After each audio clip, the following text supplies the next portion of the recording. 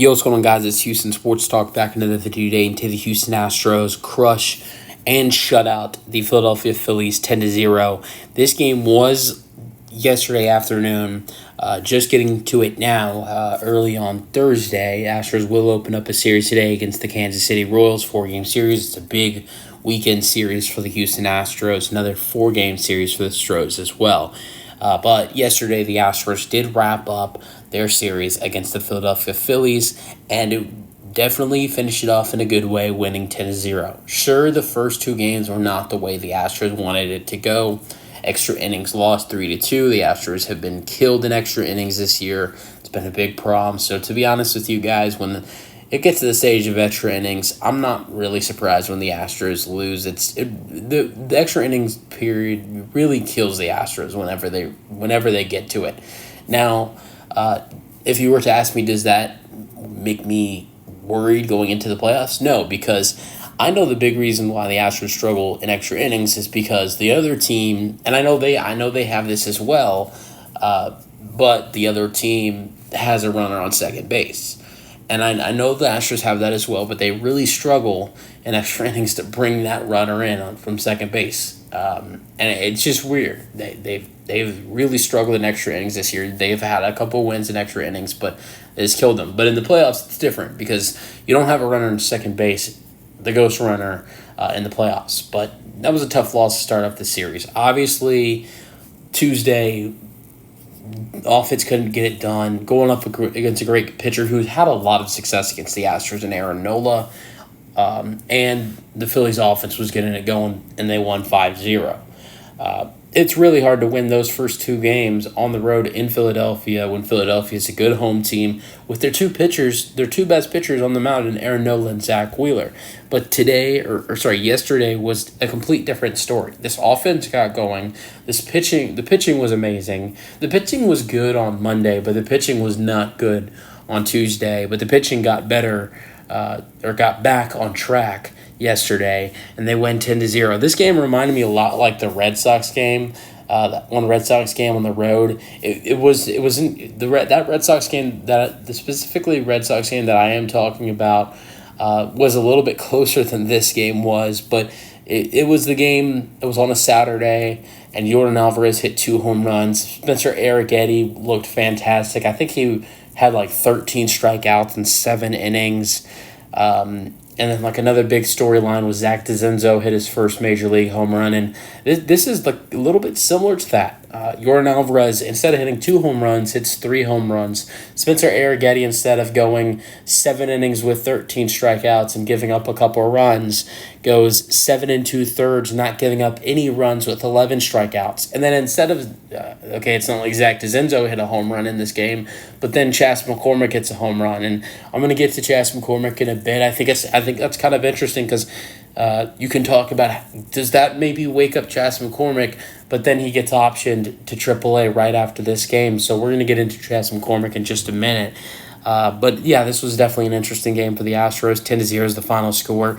18 hits for the Astros, 3 hits for the Phillies, 0 errors in the game. Win goes to Spencer Arrighetti. He was fantastic in this game. 7-11 on the year now, 7 2/3, 2 hits, 0 runs, 11 strikeouts, 4 walks. He had a no-hitter for a bit, and obviously didn't get that no-hitter, but still was a great performance by Spencer. Loss goes to Walker. He's 3-6 on the year now. I don't know why they kept him in for so long. I was really wondering, why are they keeping him in this game for so long with the damage he's giving up? In 6 innings, he gave up 13 hits with 6 runs, 0 strikeouts, 1 walk. I guess once he's just giving up all those runs, you don't really have a shot anymore. But no strikeouts in 6 innings for Walker. All right, scoring summary. That pretty interesting with the way the Astros started with getting on the scoreboard. Altuve stole home base. It was a pickoff attempt on, I'm trying to remember who it was that was on first base. I think it was, I think it was Bregman. I think Bregman was on first base. Let me see in that first inning. No, Bregman fouled out. Maybe it was Yordan. Yeah, Yordan walked. I think they tried to pick off Yordan Alvarez, and Altuve was able to get to home base, and stealing home base after the pickoff attempt on Yordan Alvarez. So that was a really interesting way to get on the board. And then the fourth inning, they ended up scoring 3 runs. Jake Myers with a 2 RBI double that scored Caratini and Gamble. It's 3-0. Then Mauricio Dubon with an RBI single to center. Myers scored. And there were 2 more runs in that fourth inning as well. Yordan Alvarez hit his first home run. So it was actually a 5-run fourth inning. 349 feet. Altuve scored it 6-0. Seventh inning, Yordan Alvarez hits a home run to center, 433 feet, 7-0. Then in the eighth inning, Chas McCormick hits a 2-run home run to right center, 412 feet. Dubon scored it 9-0. Interesting thing about Chas McCormick is this was in his hometown, the same place where he had that amazing Game 5 catch that you could honestly say is a big reason why the Astros won the World Series in 2022. So, maybe I've seen a couple Astros fans say maybe Chas McCormick was just homesick. That's definitely possible. I'm not going to say that if you continue to play Chas McCormick after that home run, that he would have, woken up and he would have been the Chas McCormick we all know and love. But, definitely that's a great sign right there for Chas McCormick. But the Astros signed Jason Hayward. They're going to bring him up to the active roster. So Chas McCormick was down to go back to AAA for the first time in a while. He hasn't been there since 2021 or 2022. So obviously you don't want to see Chas McCormick go after having a great hit like that with a great home run. Funny thing, Jason Hayward, who is coming up to replace Chas, same thing happened with him.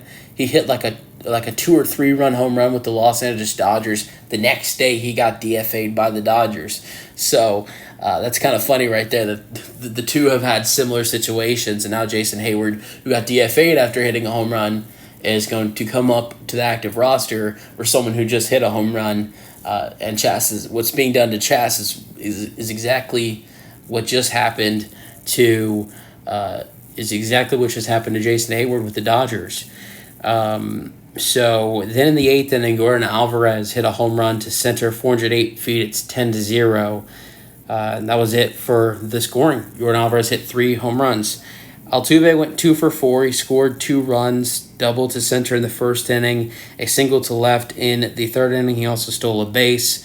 Chas McCormick did replace him in a pinch hit appearance, and obviously he hit the 2-run home run. Yordan Alvarez was the DH in this game, and of course he was the player of the day. He started off with a walk in the first inning, and the pickoff attempt on him was really the reason the Astros got on the board first, if you think about it. Altuve, who knows if Altuve is able to steal home with Yordan Alvarez getting a walk, number one, and then the pickoff attempt happening. Then he had a single to center in the third inning, and then he hit 3 home runs, a 2-run shot in the fourth, a single shot a solo shot in the seventh, and another solo shot in the eighth. And the last 2 were deep shots, 408 feet and 433 feet. Alex Bregman went 2 for 3. He had a double to left in the fourth inning, and a third inning single to left. Alvarez to second. Shea Whitcomb replaced him for 1 at-bat and flat out to right. Jeremy Pena was really one of the only guys to struggle in this lineup today. Went 0 for 5, playing shortstop. Caratini went 1 for 4. He did score a run for the Astros, single to center in the fourth inning. And then Ben Gamble continues to be amazing. Ben Gamble's been a terrific pickup for the Astros. 3 for 5. Double to... in the fourth inning, he doubled. It doesn't say to left or right. It's weird. Caratini to third, and then he reached on an infield single to third, and in the ninth inning, he singled to center. Jake Myers went 2 for 5. He had 2 RBIs, single to right in the second inning, and a double to left in the fourth inning. Jake Myers has been better offensively recently. Zach DeZenzo went 1 for 5 today, single to right in the sixth inning. And Mauricio Dubon went 2 for 4, playing second base and left field today.